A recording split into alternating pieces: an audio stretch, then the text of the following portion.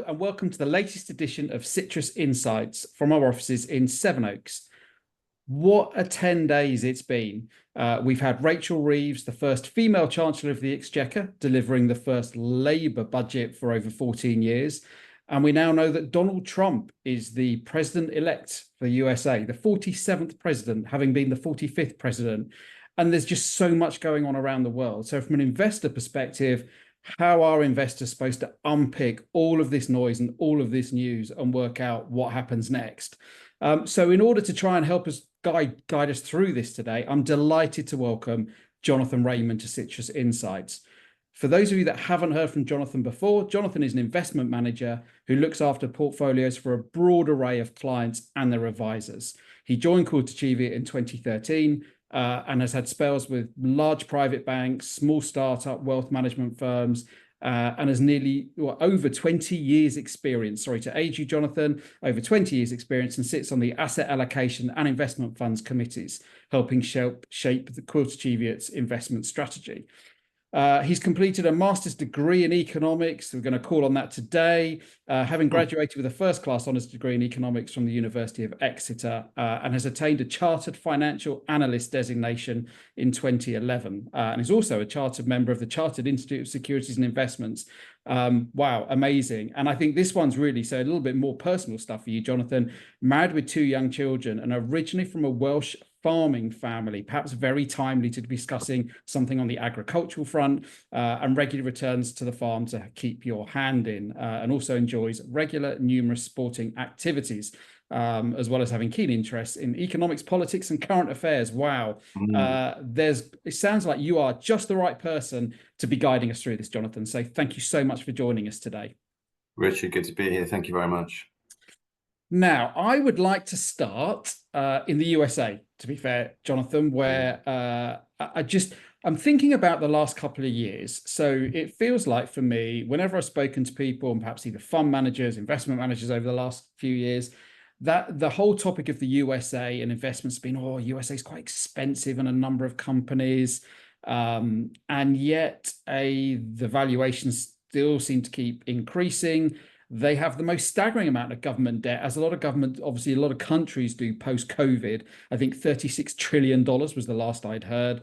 And yet we've seen this Trump pump, as it's being referred to seemingly, following election day, with the NASDAQ, the S&P, the Dow all hitting record highs.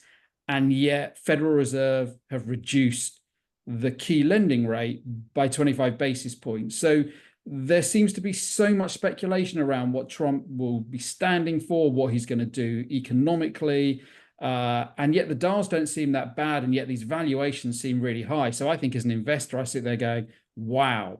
So we'd love your view on how do you unpick this as an investor? Yeah, thank you, Richard. I mean, it's been quite the fortnight, and I think as far as investors go, certainly I think the US election is probably the most consequential event that UK investors will face. You're absolutely right. The US equity market has massively outperformed the UK, the rest of world equities for a long, long stretch of time, going back 12, 15 years, in fact. And that has meant that we've got valuations on equities in the States that are look at a pretty big premium to the rest of the world.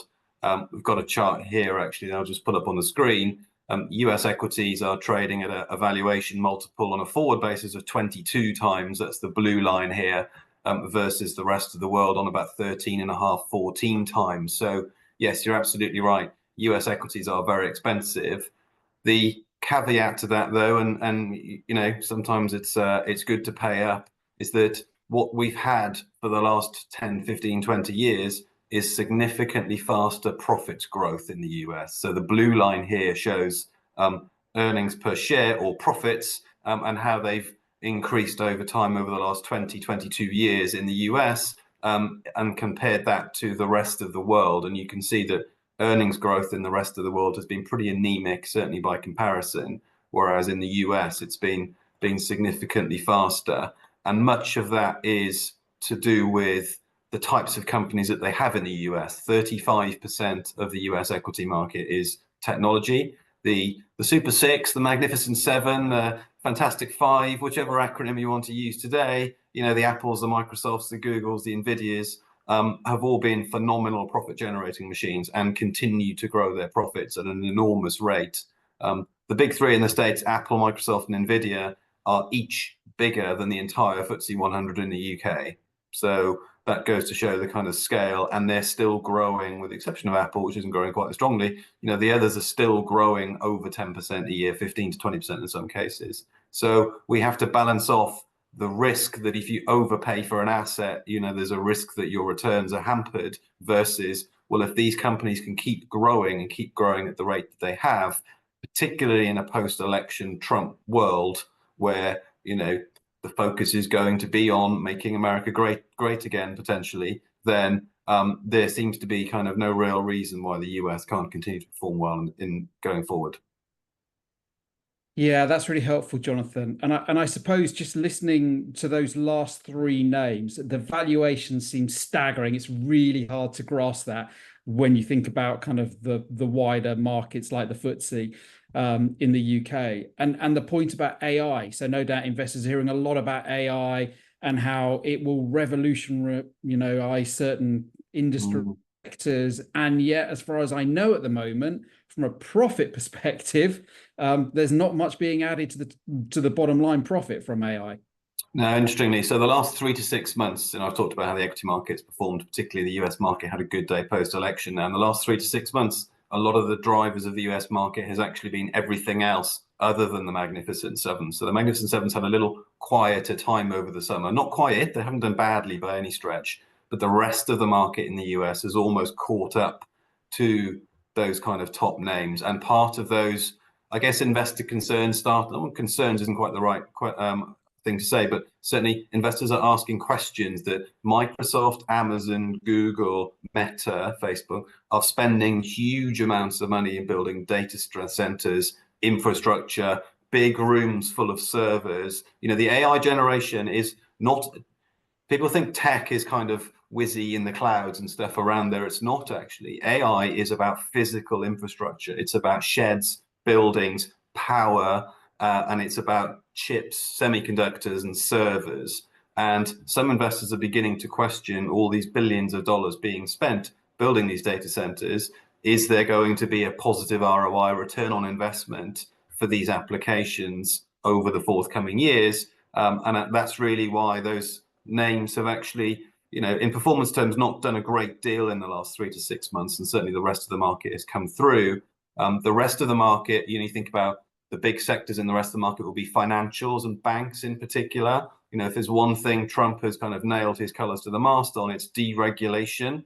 We both work in financial services, and I'm sure the banks benefit greatly from deregulation because ultimately that reduces their cost base and increases their profits. So we've seen a lot of the rest of the market catch up on the sort of Trump trade, if you like. And those Magnificent Seven names, yes, some of that artificial intelligence AI stuff is being called into question, and certainly questioned from an ROI perspective. My own view on this is that we at Quilter Cheviot, we started adopting some of these AI tools into our day-to-day work. And, here and there, here's 5 minutes saved, here's 15 minutes saved, here's, not copying and pasting stuff from one place to another, get the machine to do it, get it to write up this report, get it to summarize this. So there are some applications and there are some tangible time savings being delivered by these applications, but we're still very early days in terms of adoption and how it might benefit us. Okay, thank you. And before I'd like to stay on the US just for a second before we move on. So two things that strike me as being interesting. One is world of deregulation and a world of tariffs. So either or both of those things, I would look at it and go, that has to have some kind of impact on inflation in the US, which when you're sat on 36 trillion of debt and carries a risk to interest rates can't be a good thing. To what degree do you also kind of see that risk being applied? Yeah, my single biggest concern and risk, particularly post-election on election day, and it sort of feeds into the budget as well, is the bond market. James Carville, the legendary economic advisor to Bill Clinton back in the day, once said, if I get reincarnated, I want to come back as the bond market because you can scare everybody. And you're absolutely right, we've got a huge pile of debt. And when interest rates go up, the interest cost on that debt goes up.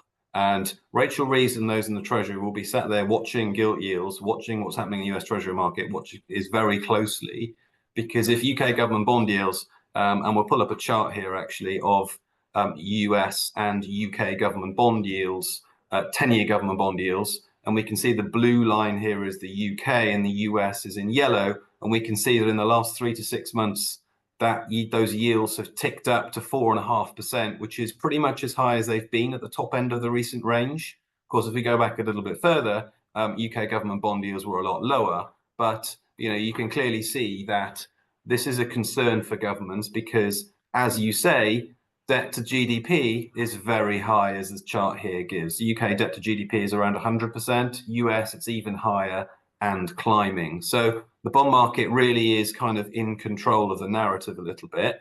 And to your point about tariffs, if we have widespread tariffs and widespread tax cuts, that could stimulate inflation. Now, on the tariffs thing, Trump has said that he would apply 60% tariffs across the board on all imported goods. Now, if there's one quote I've heard about Trump that I think we should all take to heart, it's that do not take Donald Trump literally, but take him seriously. So the odds of him applying 60% tariffs across the board seem pretty low to me. I think that's a pretty safe thing to say. However, he can use the threat of tariffs in order to negotiate bilateral deals across the piece with China, possibly with Europe, with UK, on a piece-by-piece basis, with Mexico perhaps too, in order to achieve his kind of policy outcomes. So are we going to see widespread tariffs? No. Is he going to use them to deliver better outcomes for American businesses? Possibly, yes. Is that inflationary? At the margin, yes. However, also remember how Trump's incentivized. Ultimately, he's a real estate guy, to use the American nomenclature. He's used debt extensively, and he likes low debt costs. His first spell as president, he spent a lot of his time tweeting away at Jay Powell, saying that rates should be cut, rates should be zero. He likes cheap debt. He's not necessarily going to implement policies that is going to ignite huge levels of inflation. And again, as far as the stock market goes, he's very much aligned with wanting a strong stock market. So I would be surprised if he implements widespread, massively inflationary policies over the medium term, because that doesn't fit his ultimate kind of ambitions and goals. But certainly, in the Treasury, they'll be watching bond yields very closely. I think the numbers I've seen is that if UK gilt yields get up to 5%, which is not a long way from here, that she might have to come back with another budget Mark II to fill the gap that's going to be another black hole made by higher interest costs. So certainly for investors, the bond market here is pretty key. Okay, thanks. And let's move into the UK then, because I think there's so much more we could talk about with the US, just mindful from a time perspective. I did speak to Holly Bettles, mortgage and protection advisor yesterday, Jonathan, and I guess we're seeing a little bit of that bond market filter through swap rates and therefore fixed rate mortgages, just getting a little bit more expensive for people over the last few weeks compared to obviously the bank base rate, so variable rate mortgages perhaps going down. The one difference for me when you hear a lot about the conversation about the States is about growth. So we're going to help grow. And then flip that to the UK, where Rachel Reeves has decided one of the implementation changes will be employers' national insurance contributions going up. You hear about, therefore, an increase in government spending, and yet the growth projections for the UK just look really tepid. So actually then go, well, from a UK market perspective, why do all this to see such what would seem to be such a low level of growth over the next 5 years? What's your thoughts on the UK? I think superficially, I think that analysis is absolutely right. We're going the opposite direction. We're increasing government spending. We're adding it to the public sector, which has generally got pretty poor productivity growth. And there doesn't seem to be, on the face of it, any major reforms coming to make government spending more efficient, which is a very difficult thing to do in itself, but is possibly a requirement from here.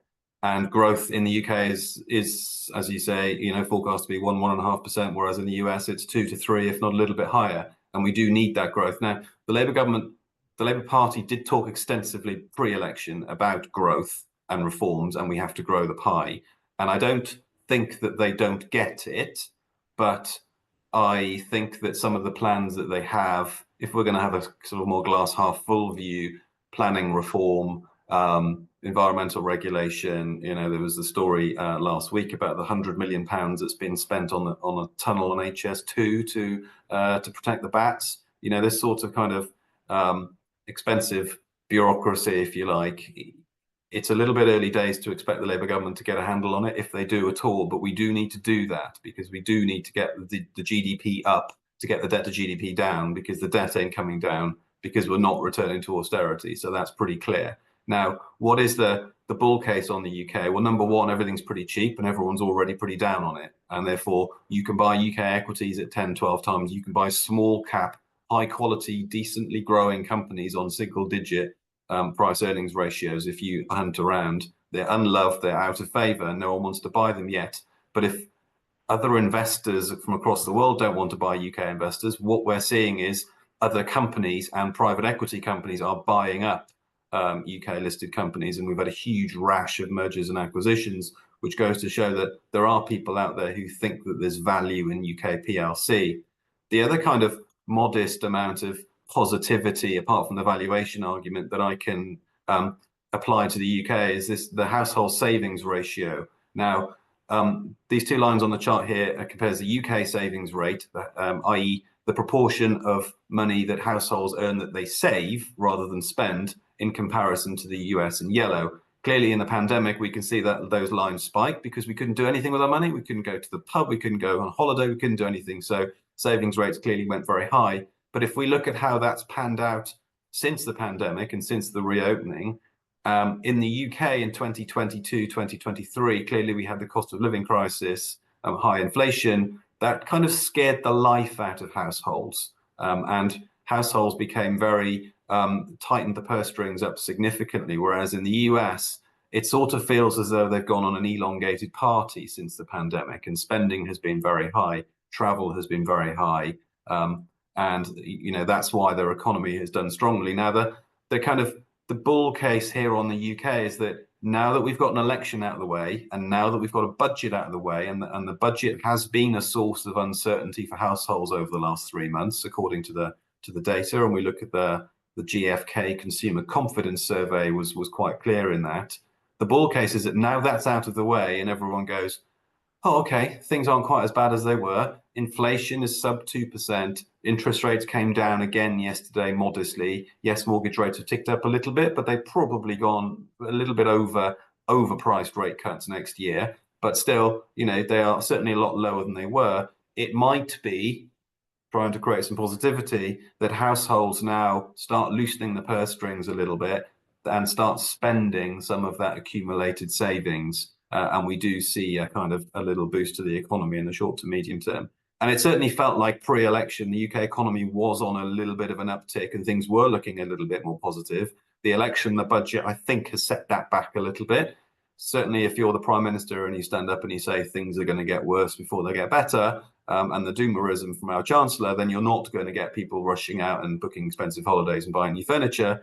And we see that in what companies say to us as well. We had a profits warning from DFS a few weeks ago, for instance, and generally UK consumer companies are reporting, relatively tight consumer spending. But there's a possibility that actually we do have a little bit of leeway to grow here and for consumer spending to pick up.